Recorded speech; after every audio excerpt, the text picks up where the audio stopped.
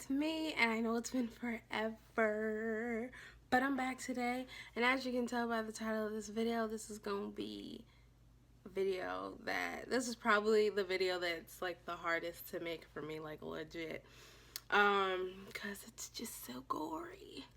So as you can tell, like I said from the title, we about to get all the way real, and I'm going to talk to you about the things, how I coped with some of the more gross side effects, and how I still just kind of kept it all together. So, number one.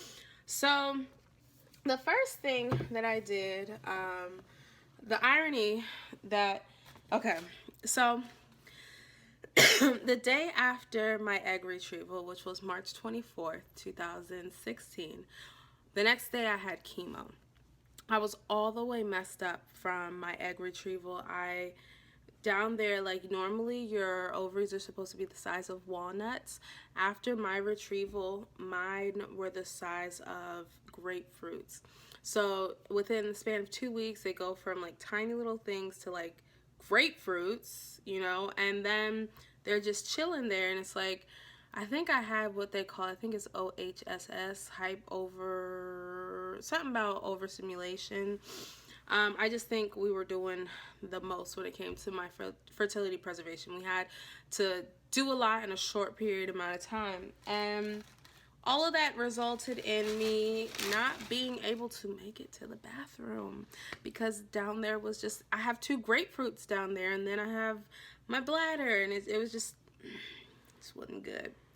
So first thing, the first time, like when we got home and I needed to use the restroom, I couldn't walk. So what my sister did was like, got some Tupperware, and we made it do what it do with the Tupperware by my bed. But that was just the first time. After that, I think I did do that again maybe 2 more times, and then the medication started to kick in, I believe. So after that, I was able to make it to the restroom, but it was still rough.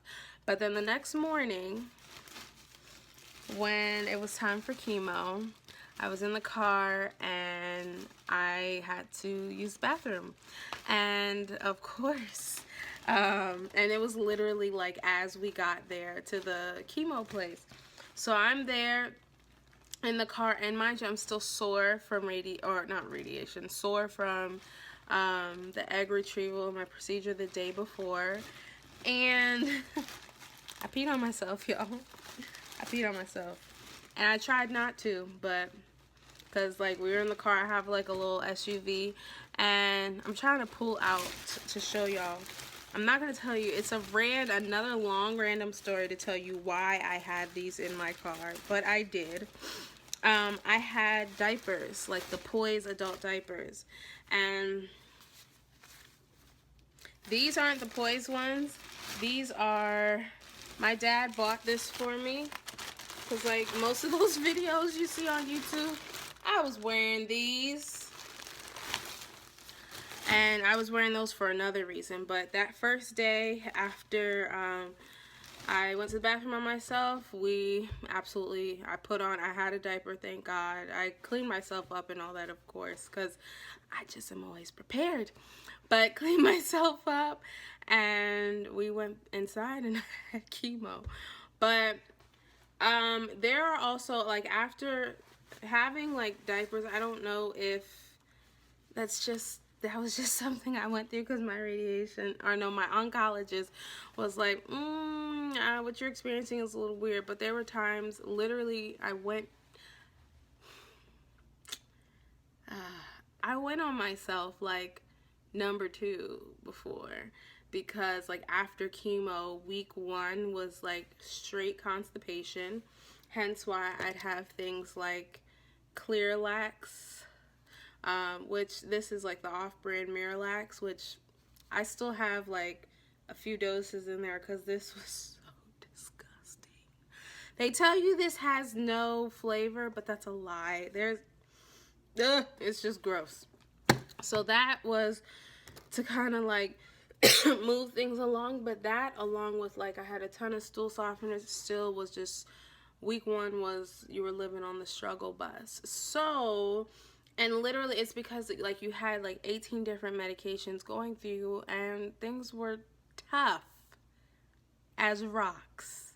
Okay, so something else I did was, I can't believe I'm sharing this. I had glycerin suppositories. I had these, and then I had the liquid glycerin, and I had enemas. The liquid glycerin suppositories were the best. These are not liquid. These are supposed to go in and melt. And this is what. I'm doing this to help others, Jesus. That is what these look like. They go in. I don't like these. I don't. I prefer the other ones. It's like a cleaner method, and it's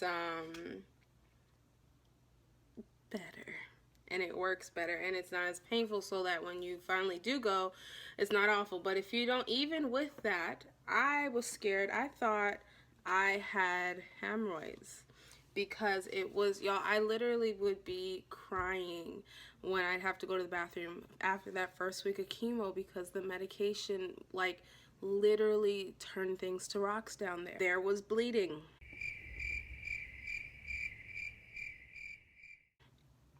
That happened, and I got these because I thought I had hemorrhoids, but thank God I don't. And these were like cooling relief, which it just honestly, when it came time to like wiping things up and just making things were cool, making sure things were cool down there, that everything was like good, this really felt good. It was very weird though. And it even got to the point that, like, because I think the actual matter that was coming out was so impacted and so rock-like coming out, that it did scrape and scratch me. Y'all, it's all because of the chemo. This is not my norm, okay? So much so that it hurt to even use like a wipe or like baby wipes or anything. So let me show you what I did. And I was cleaning myself the way that Muslims clean themselves, which is actually a cleaner way than the rest of the world, if like we were to be all the way real, like cleaning yourself with water every single time. And I was doing that so often to kind of let my skin and everything down there heal, that I asked my sister, for one of her roommates is Muslim, and she gave me a lota. So let me show you what this looks like. So she gave me a lota. This is what a lota looks like. It looks like a tea kettle. And basically, you use that to clean, pour water in there and use it to clean yourself. And that way I didn't have to like continue to irritate the area that was already sensitive from just all the different medications. And it was just awful. It's awful. Also, now second, that was week 1. Week 2 was filled with diarrhea. So that is why I had these. There was one time, this happened multiple times actually, where like it would just come out of nowhere. And I was like, why don't I see anyone talking about this? Is it just me? And my doctor kind of made me feel, she's like, maybe you should go see the GI doctor. And I'm like, I guarantee you this is chemo. This isn't just me just la la la, I want to go on myself. Like, no. So can't believe I'm sharing this. And but there were a couple times where I had to pull over on the side of the road. Like, I was driving with my sister, and I was like, Danielle, you gotta pull over now, and I'd have to go in the woods. And of course, like I said, we always stay ready, so I always had something to clean up. But it was just like, what just happened? I say on the side of the woods because it's like literally in that moment, it's like wherever we are, like we were on a road that was like very wooded, so it was like I had to go in the woods.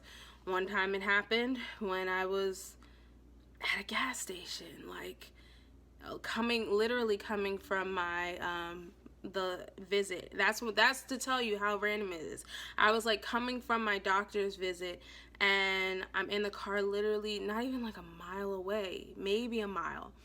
And we stop for gas, and it's like, oh, you gotta go now. It's like this urge, this couldn't happen at the doctor's office. It has to happen while we're at the gas station and there's a little girl using the bathroom, and I'm just gonna have to go on. Cool. But luckily at that time my dad, y'all, he's the best. My dad. If I start talking about my dad and my sister like in detail, it will just be nothing but tears on these videos. Gosh, I love them so much.